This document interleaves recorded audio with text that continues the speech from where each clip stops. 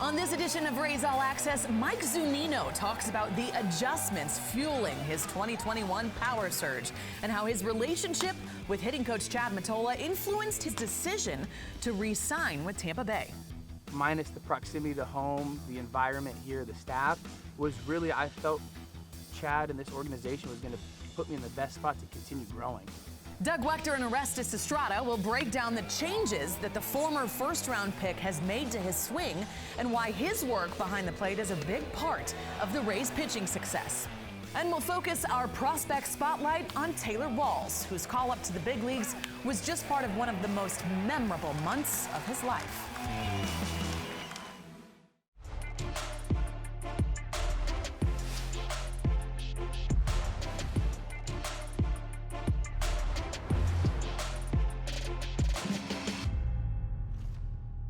Welcome into another edition of Rays All Access. I'm Tricia Whitaker. Well, perhaps one of the most accurate words to describe Mike Zunino right now is comfortable. The former first-rounder is in his third season with the Rays, and he's looking relaxed and confident at the plate, not to mention his work behind the plate, which is a big reason that the Rays own one of the best pitching staffs in baseball. Recently, I had a chance to sit down with Mike Zunino to discuss his hot start to 2021. There's a fly ball in deep to left, and that baby's going to get out of here. I think there's a combination of things. I think getting comfortable with some adjustments I made. I made some big adjustments in the offseason going into 2020. Met with Motor a handful of times, continued to work on stuff, and then, of course, COVID hit. So I was sort of left to my own to go through all these changes I was making. Come back. Started back, felt okay, ended up getting hurt, came back, and some pieces fell into place. I felt pretty good in playoffs, and then built a little bit of confidence because of results there. Went into the offseason and came back, and what those changes became a little bit more natural, and then I was able to just continue to build off of that. And then the biggest thing mentally for me was obviously just giving myself a little bit of a break instead of beating up myself every at-bat. Was let's look at it in the long haul and then just let it go from at-bat to at-bat. And I think that gave me some freedom to really process where I'm at and not let stuff build. Pretty good? You think the postseason was just pretty good? Yeah.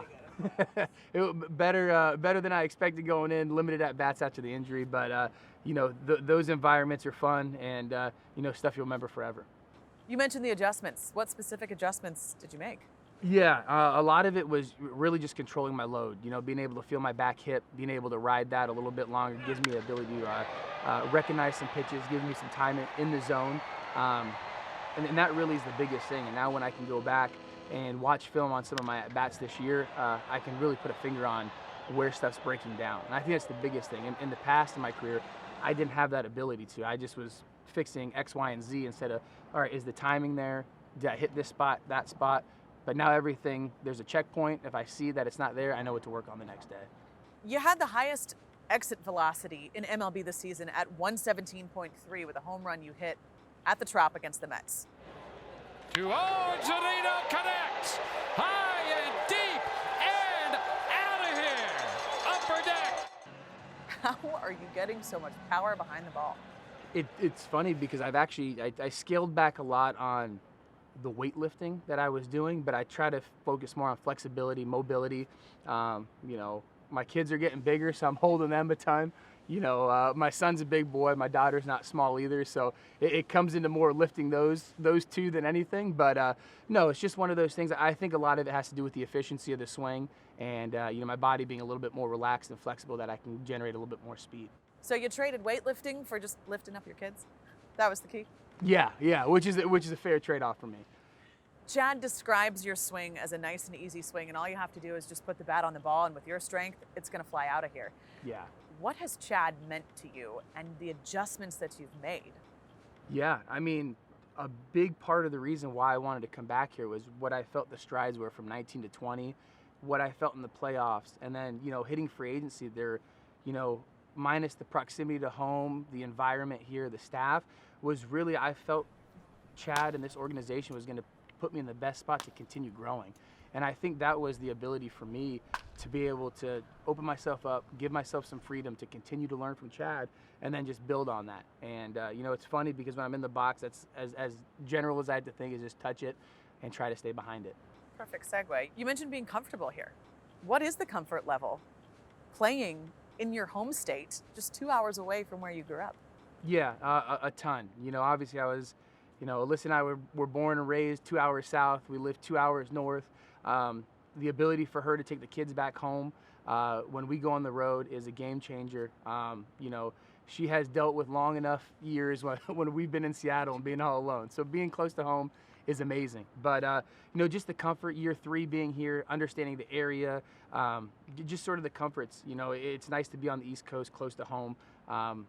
See family, see friends, and be able to take, the mind off of baseball when we are here. When we come back, the former Gator All-American talks about some of the Rays' young, talented arms and fellow catcher Francisco Mejia.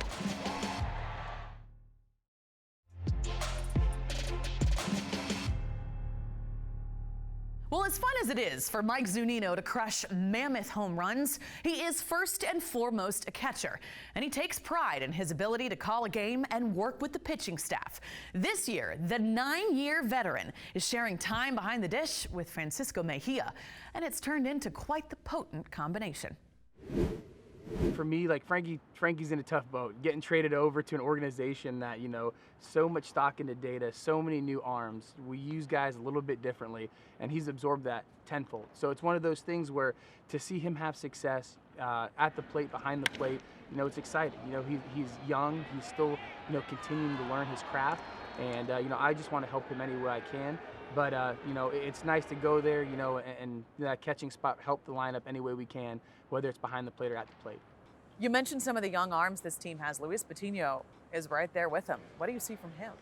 I think he's only 21 is unbelievable. But the sky's the limit. When you look at him, when you look at Shane, these are cornerstones for this organization for years to come. The way they throw the ball, the stuff they have, their demeanor for how young they are. I mean, this is stuff that just continues to turn this organization around and shows that there's a long time coming that this organization is going to be able to pitch extremely well. Shane McClanahan, another young guy who's impressing. Kevin Cash is famous for just saying there's not really much he needs to do to improve. Just keep being himself. Is that what you see? Yeah. For him, you don't want to give him too much. I mean, his stuff's good. He fills the strike zone up. I think he's almost too mature for his age. Sometimes he goes out there and he's thinking along with, some of the veteran guys that I've worked with, how he wants to attack guys. And with his stuff, sometimes I got to just tell him to forget about it and just attack the guy. And his stuff's that good. Is that good? 4+ pitches. It's exciting to catch, exciting to watch. If I'm not catching him, because you never know, touching 100 numerous times a game is impressive. Tyler Glasnow, we're not going to ask you to describe his dominance again because we all know how dominant he has been. But you have seen him mature in a different way this season. He's able to work himself out of situations like he hasn't been before. To me, that's the biggest thing. Pitchers, are going to come up. A lot of guys come up with pure stuff, but the ability to learn to pitch, the ability to learn to, be an ace, to be a top tier of the rotation guy, to be available every 5th day. That comes with a lot of pressure, but it comes with the pressure of being able to work yourself out of jams, pitching deep into ball games, understanding when you need to attack guys, to maybe get some early outs and save pitches because the bullpen's taxed. All these things he's learning. He's understanding what he needs to do on every 5th day. He takes care of himself. He understands what he needs to do. And, it's so impressive to see the growth over the 2 years, now 3 years that I've been here, because it's light years in maturity and just how he's pitching. And I wanted to go back to the postseason of 2020 again. You mentioned you felt good, but that was a really exciting run for the entire team. You exploded offensively. What was that like for you, that run to the World Series with this group?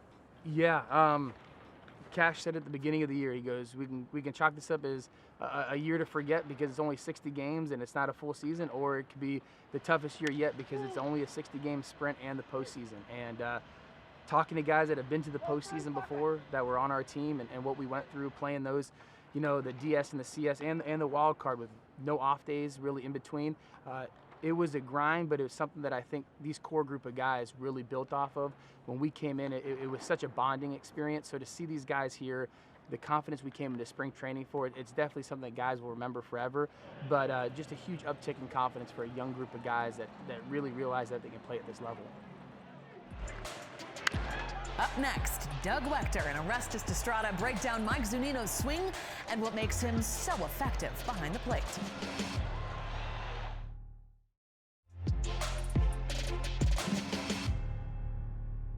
Time now to check in with two of our absolute favorites. That would be Doug Wechter and Orestes Destrada. They're going to tell us a little bit about the evolution of Mike Zunino's swing, as well as why he's such a good fit behind the dish with this pitching staff.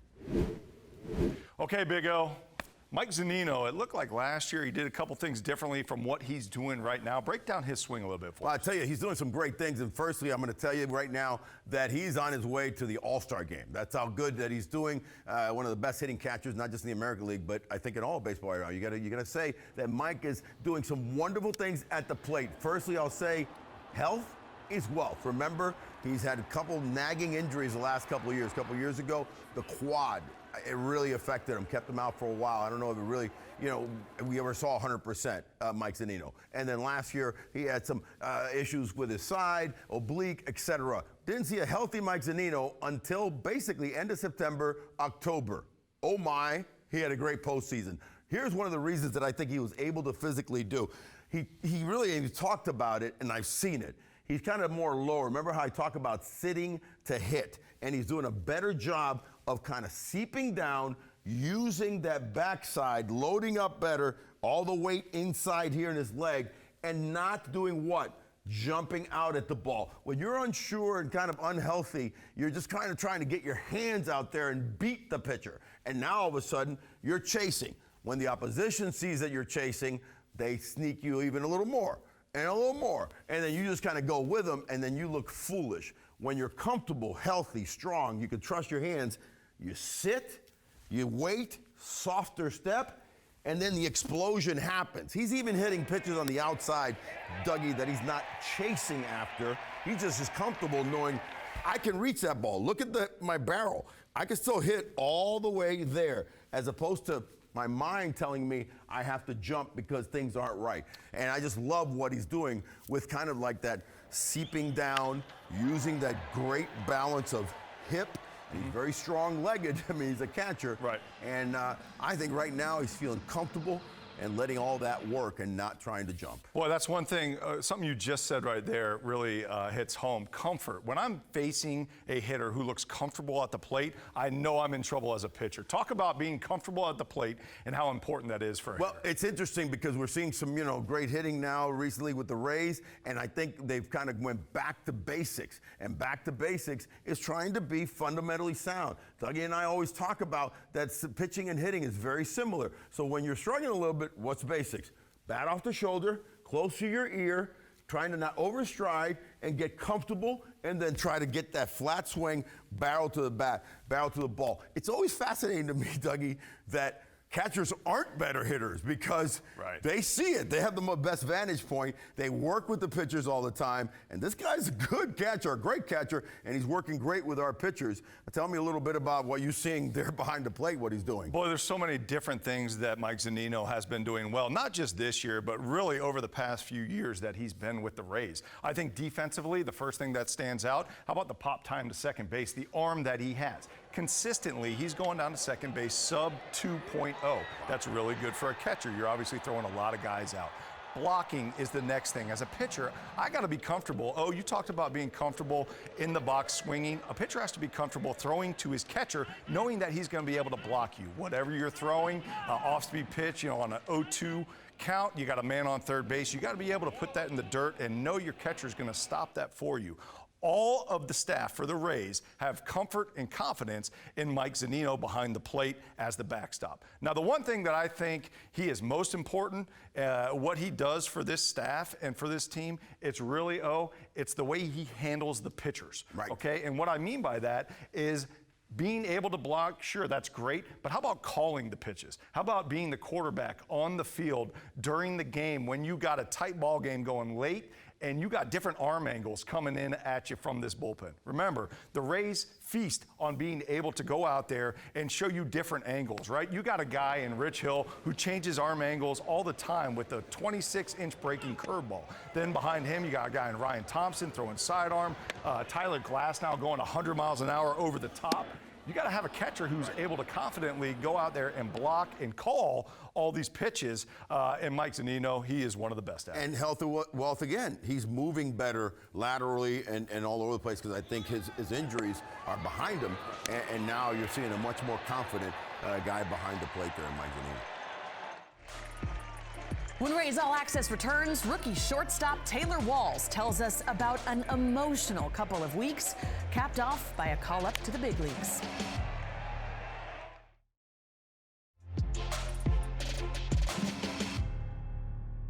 It's always a special moment when a player realizes that a lifelong dream has come true. And that's what Taylor Walls realized when he was called up to make his major league debut. But his debut was just one piece of a life-changing couple of weeks. I was actually eating lunch talking to Dietrich Enns, who was starting that night in Durham. And I saw everything going on, and I kind of had I was aware of what could possibly happen. And so I remember texting my mom and dad and telling them what had happened. And I was like, I just stay put. I don't know, if it's going to be me or not, but I'll let you know. And then I remember a couple of teammates rushed in and say, hey, we have a team meeting on outside on the field. And so we all come up there. I'm like the last one out. The entire team is already huddled around the pitcher's mound. And at that point, everything started hitting me that it was probably going to be me. And then when Brady started talking and, giving his whole speech and everything, I kind of broke down. And when he said my name, it was like unreal. I just remember like holding my hat, like almost like above my eyes or like in front of my eyes, and letting some tears flow, and just my teammates just screaming and jumping on me.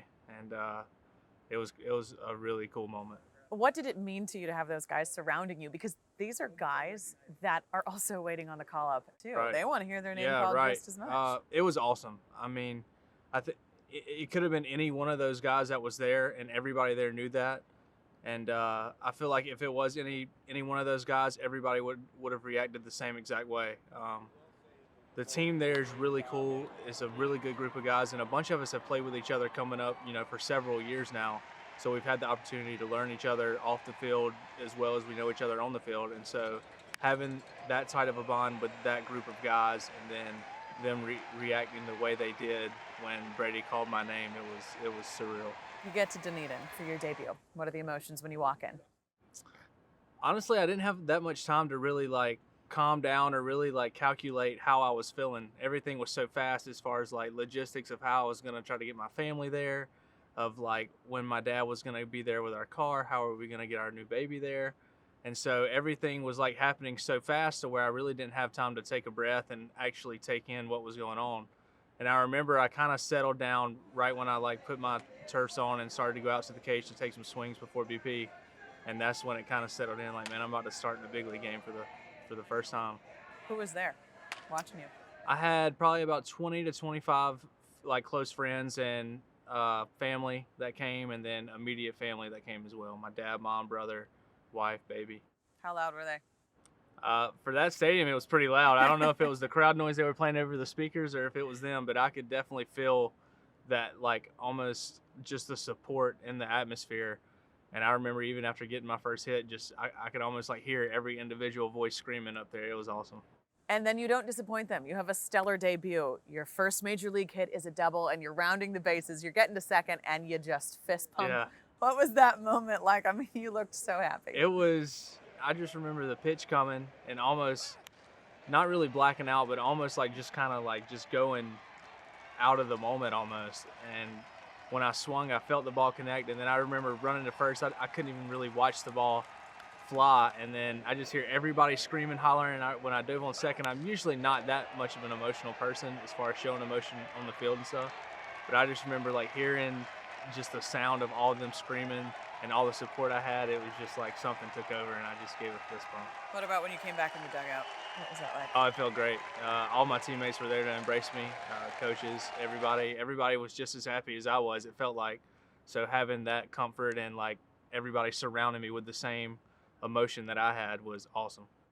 When you made your major league debut, that was quite the stretch for you. In the span of 4 weeks, you got called up, made your debut, and you had your first child, a baby girl, Sutton Grace. And you got called up on the day that she was actually due, and you made your debut the day after that she was originally due. It was the day I got the call was the day of the original due date, and then the first game I played was the day after. How crazy is all that? It was awesome.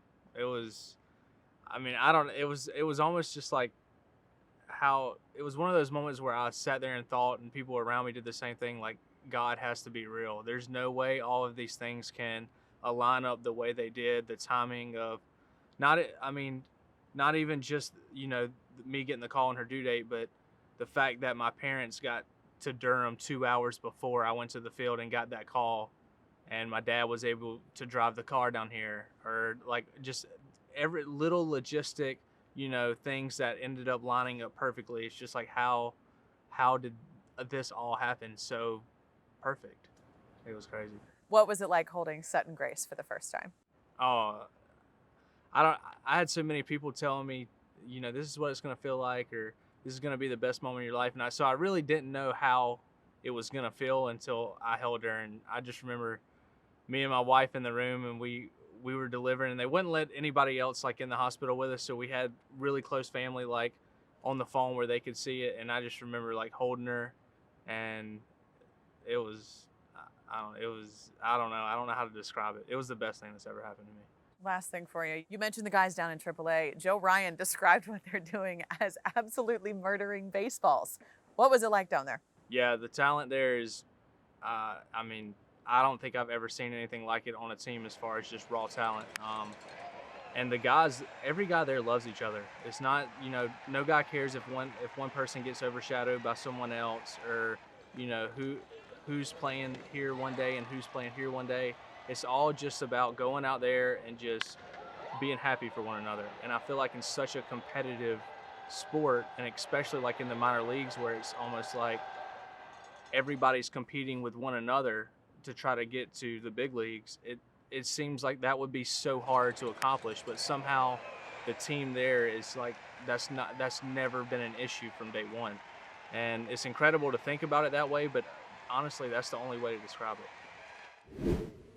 Walls is certainly deserving of his call-up, but it says something about an organization's depth when you consider he's not even the highest-rated prospect at his position. That'll do it for this edition of Rays All Access. For Doug Wechter, Orestes Estrada, I'm Tricia Whitaker. Join us next time for another edition of Rays All Access.